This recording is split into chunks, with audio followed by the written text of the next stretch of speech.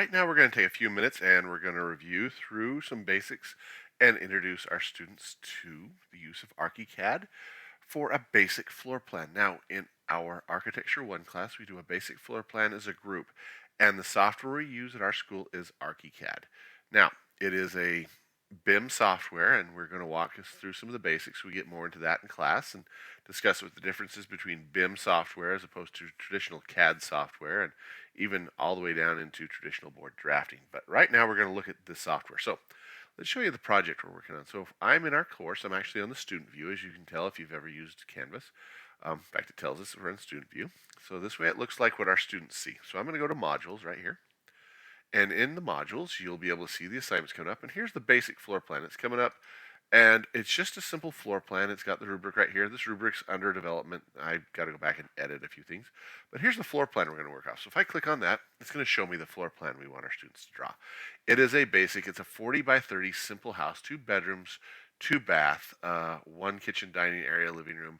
It's pretty straightforward. It's not a box. I'm opposed to having students start their architecture um, training doing a box. Boxes are a dime a dozen. We want to actually talk about how we adjust corners, how we address different things in our buildings. Now, this house, as we look at it, has a few things we need to pay attention to. One, the way it was drawn, this was an AutoCAD drawing originally, and it's been turned off. It had a brick ledge around the house. So that's why you've got little notches here at the window corners.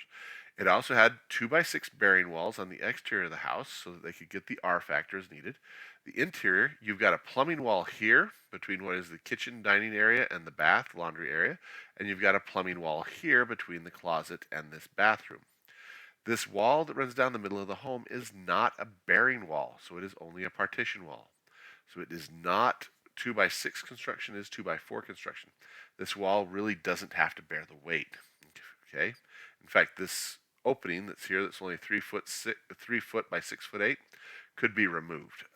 It could be just wide open through that and not even have to worry about putting a header beam in. The trusses would most likely run left to right or right to left, whichever way you want to describe it. So we're going to draw this in ArchiCAD. So I'm going to start my ArchiCAD. Okay. And I'm currently running 25. We're about to update to 26. And I'm just going to go new. Now, this is an educational license we use, so yes, we are definitely not using this for commercial use. So I just click on that. It's the end user agreement for us, educational. Now, this is important for our students to know. When they start this, they don't know which student was there before them, so they don't want to use the last profile used. They want to use the default profile. Even if you're opening a drawing, make sure you click that default profile just in case somebody made some changes because of the way they were working. Okay, so I go new right here, and it's going to open this up. Now, we're going to walk through some navigation around the portal for just a minute. This is my drawing space. This is my desktop, the white area in the middle. On the right-hand side and the left-hand side, I have menus, okay? I spend most of my time bouncing back and forth. Over here on the left, we've got an arrow tool. This is my selection tool and my marquee tool. I usually don't use the marquee tool much, but we'll talk about it another time. The arrow tool, simply used for selections for editing.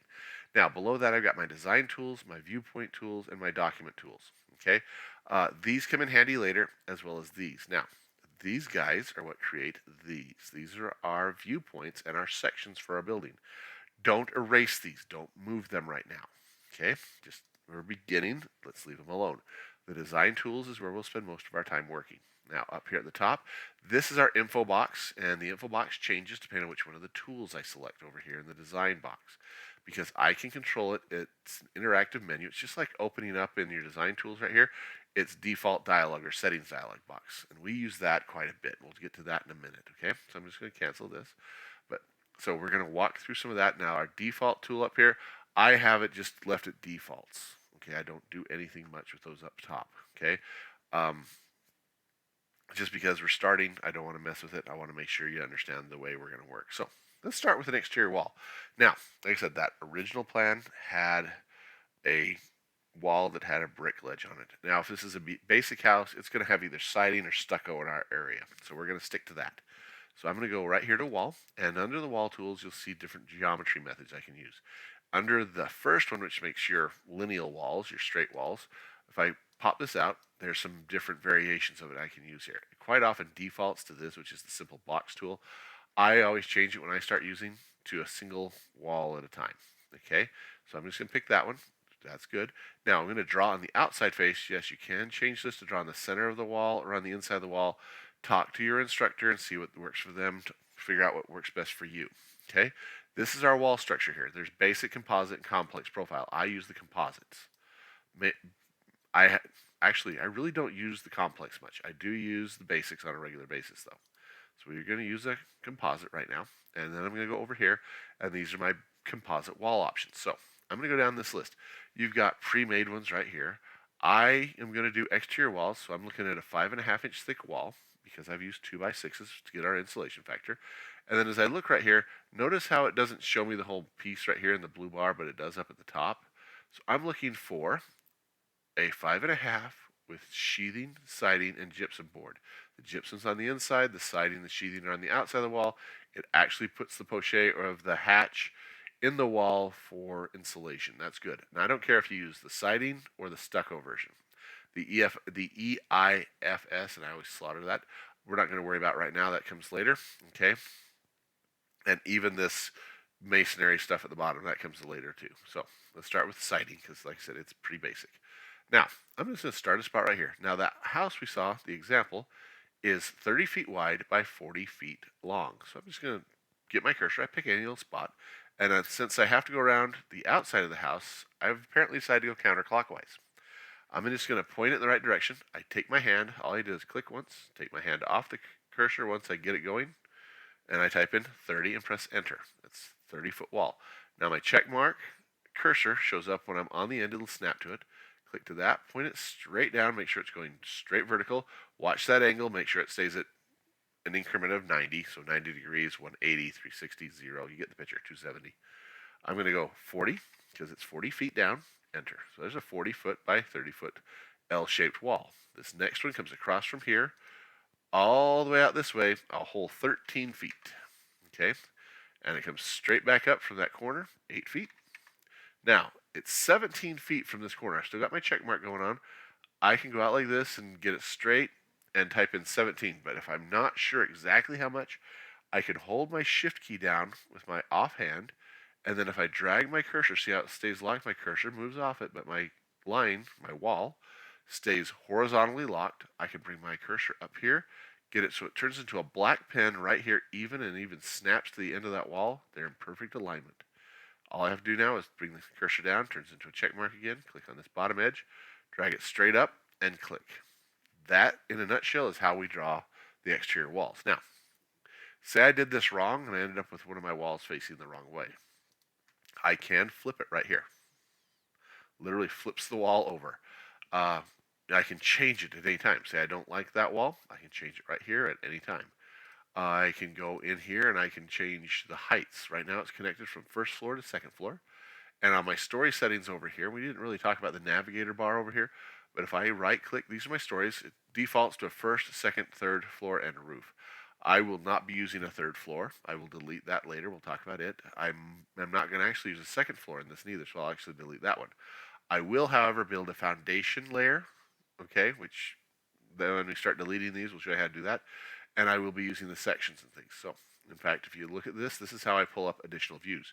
It will default to having a 3D view. Now, that siding, I'm going to zoom in by just rolling my mouse wheel forward. That looks like plywood to me. I don't know about you, but that looks like plywood. So I'm going to use my crossing option. So I just click below it and I drag up. See, I've got a dotted line following my cursor. I am holding my left mouse button down. That will select everything inside of it. Once I let go of it, I have to click a second time. All the walls are highlighted. I can come up here and I'm going to pull up that dialog box. In that dialog box, I can change the exterior. See my sides of my house? That's outside surface. That's inside surface. That's the edges. Okay, so I'm going to go outside surface right here. Pull this up. And this changes. I have seen 26. In fact, I have it on one of my other machines. I can change it to whatever material I want right here. And I'm going to come over here and I'm going to find the siding. It's usually listed under wood siding and trim. And there it is right here. And I can pick between 4, 6, and 8. Later we'll show you how to customize it. I'm just going to go with the default 6. Okay. Now, the inside walls, the generic color is gray. That would be, that's a personal thing. I can change the color as I want. I'm actually going to go down here and just change it to a white. Because, honestly, usually paint my walls an off-white in my home, and then I put bright trim on things or dark trim depending on what I'm doing. So I go okay here, and it puts those on my house. Okay, it's that simple. It's that easy. Now to save, you'll actually just go up here to your file and go down to save as for the first time, and you can save it as whatever file name you like, and that's where all your other pieces are set up. Works just like pretty much every other program at that point. So feel free to check it out and walk your way right through it. I hope this all works for you. But right now, that's all we're going to do with this. We'll come back and add interior walls and those things later. Thank you. Oh, I did not show you how to center this. Before I leave, I probably ought to do that. If you are a person that wants things centered, see that little marker right there? That shows you the midpoint of that wall. If I click on this wall, I got the midpoint right there. So if I want to center this, I can do the crossing tool and click those, or I can hold the shift key down and click on the individual wall pieces. See, I slightly highlight in blue when I get on top of them. That tells me they're ready to be selected. So I do that, and then I can bring my cursor up here, and I can grab it, and I can use these tools right here. These are my grip edits. This one is a drag tool. It's same as a move, so I drag that to mid. If I go right here, I can grab this one and bring it to mid. Now, what that allows me to do is now I've centered my drawing in between the cameras, in between my viewing points. Okay. Now we're good to go. Thanks for your time.